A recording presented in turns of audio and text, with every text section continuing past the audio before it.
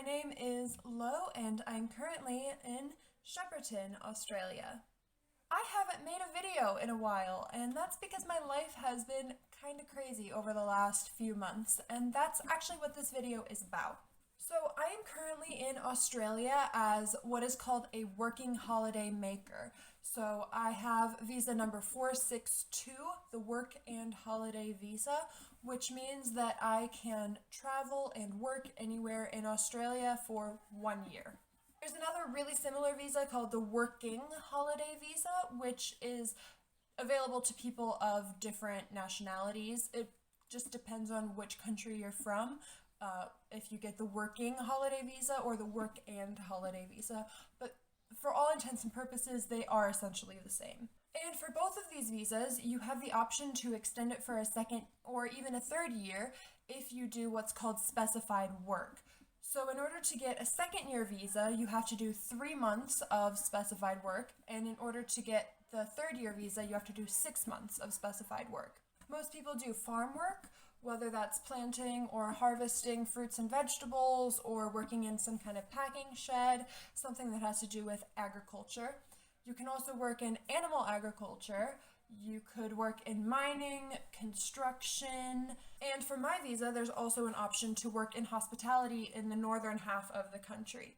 So over the last few months, I've been applying for and working at several different jobs that count as specified work so that I can hopefully get that second year visa and stay here and continue working in Australia for another year.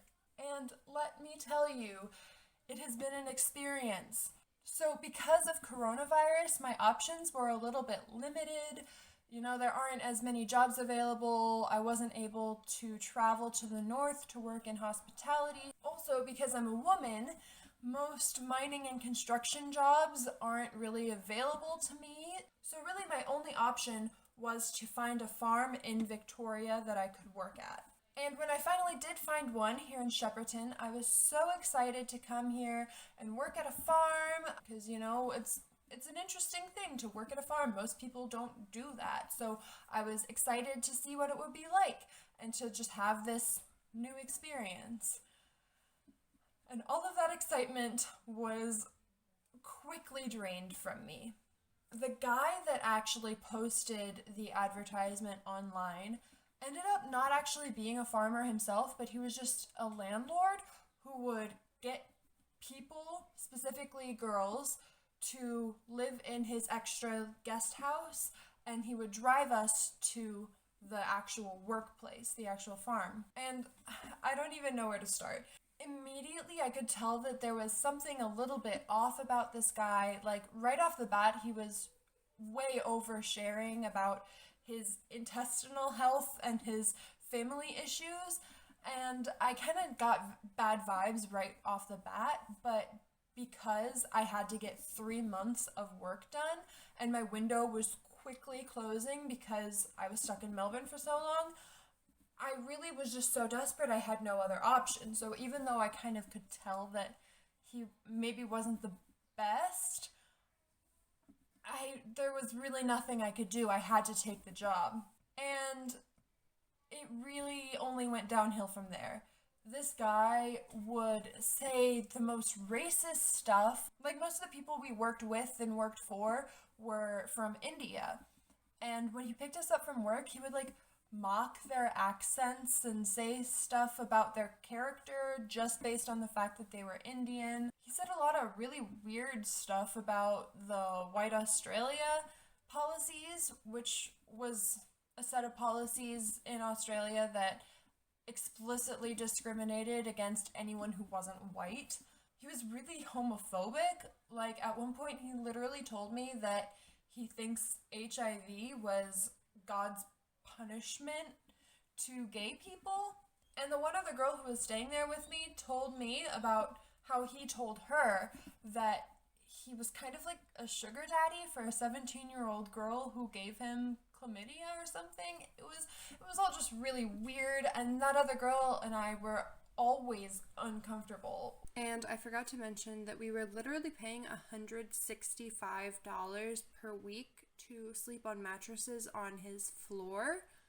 And when we first arrived, the place was so filthy that we had to spend 2 entire days cleaning it just to make it habitable.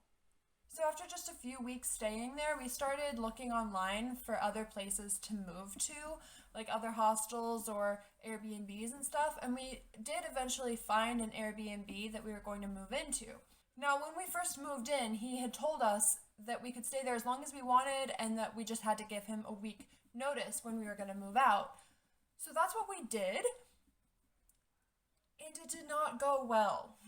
He immediately got super angry, saying, "How can you do this to me after everything I've done for you? I've treated you right." Essentially a bunch of stuff that sounded more like it was coming from an abusive ex-boyfriend than a landlord.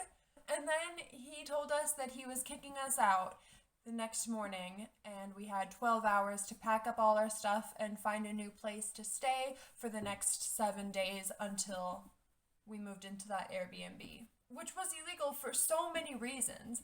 I mean, number one, it's illegal to evict anybody without any formal eviction notice. Number two, it's illegal to evict anybody without police enforcement.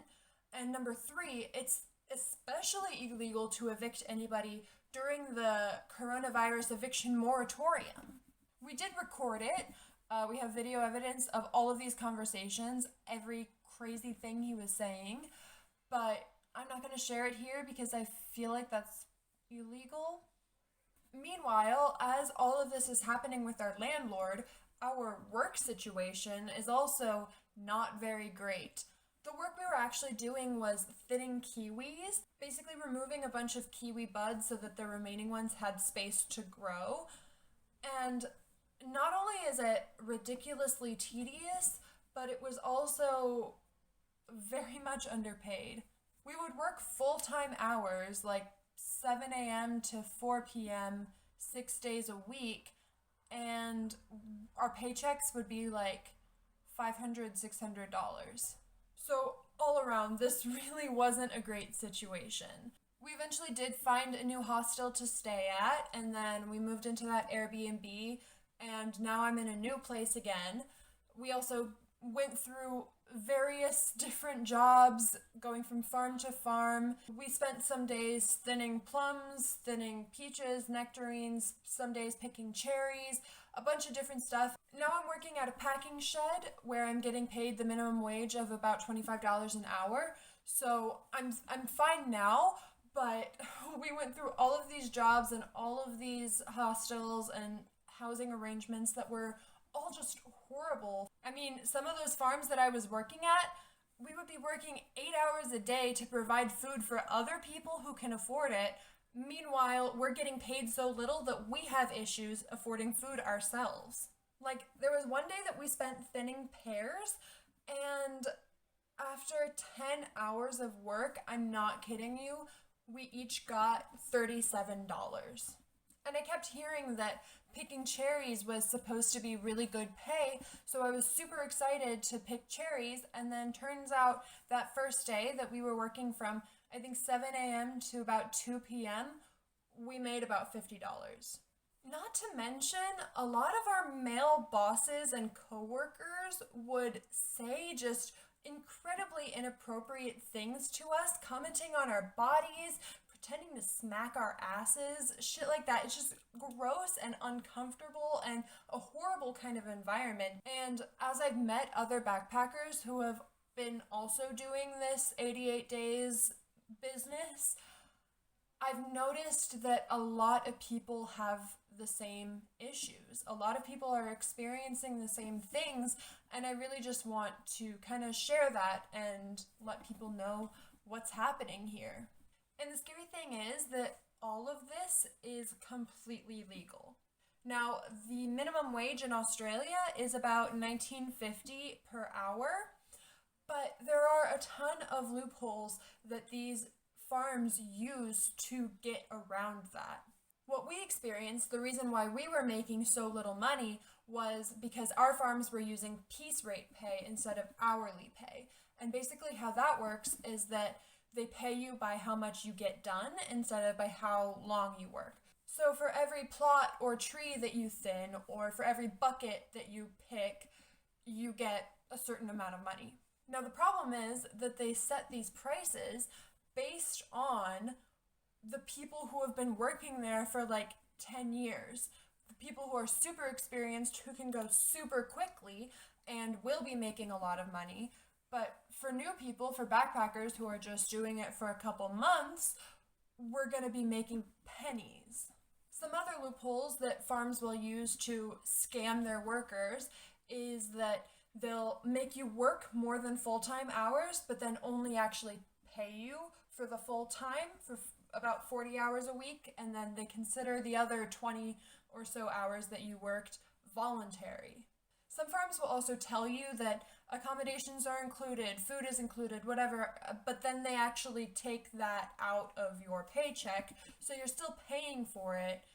It's just in a sneaky and hidden way so that they can pretend like they're actually helping you. And that's actually what happened to the girl that I was living and working with at that first place. Before she moved to that farm, she had been working in a horse breeding and training, like for race horses, and she was getting worked 78 hours per week, but because the employers were considering some of her hours voluntary and also taking her accommodations out of her pay, she was literally getting paid $400 per week for 78 hours of work. Not to mention, while Australian citizens don't get taxed at all until they make at least $19,000 per year, backpackers get taxed 15% from the very first dollar. So we're making even less money than what we should be making. She did eventually go to Fair Works, which is the Australian government agency that deals with like employment discrimination and unfair labor practices and stuff like that. And she did get some money back, but definitely not enough to cover the full amount that she was owed, and definitely not enough to cover the emotional strain that came along with that. And after we were kicked out of that first place, I called up VCAT, which is basically the people that you go to about evictions and about like tenancy disagreements. And then they referred me to a different agency called Consumer Affairs, I think. And basically they told us that there was nothing they could do because he had given us our deposit back, and all they really were there for was for like monetary disputes. And I was saying, like, well, what if he tries to do this again? Like, is there anything you can do to prevent this guy from literally, like, illegally evicting tenants again? And they were like, oh, well, we can take down his name, but really there's nothing else we can do. So I ended up contacting the website where he had originally advertised this job, where he had found me and the other girl. And I explained the situation, I asked that they remove his profile, and I also suggested a few steps they could take to make sure that he couldn't create a new profile and that people like him couldn't continually use their website to literally prey on desperate, manipulated young backpackers. And their response was essentially that all of my suggestions were either too complicated or like just not practical. So they did take his profile down, but because they didn't implement any of those other suggestions, he might just be able to make a new profile and continue doing the same stuff to anybody else. And that's just a perfect example of how, on a large scale, this Australian working holidaymaker program is so corrupt, so messed up, and really nothing seems to be getting better. This backpacker visa makes us desperate for work so that we can renew the visa and stay in the country, and then these industries and these landlords exploit our desperation. The work that this visa manipulates us into doing, farm work, mining, construction, animal agriculture, these are the most unfair, unsafe, and underpaid industries. They're also the most important jobs that are providing Australians with their food and their roads and their housing and all of that stuff. But Australians don't want these jobs, so the government makes non-citizen backpackers do it. And funnily enough, since coronavirus hit, a lot of backpackers have gone home and a lot of farms are finding themselves understaffed. So the government is trying to make these incentives for Australians to go work in farm industries.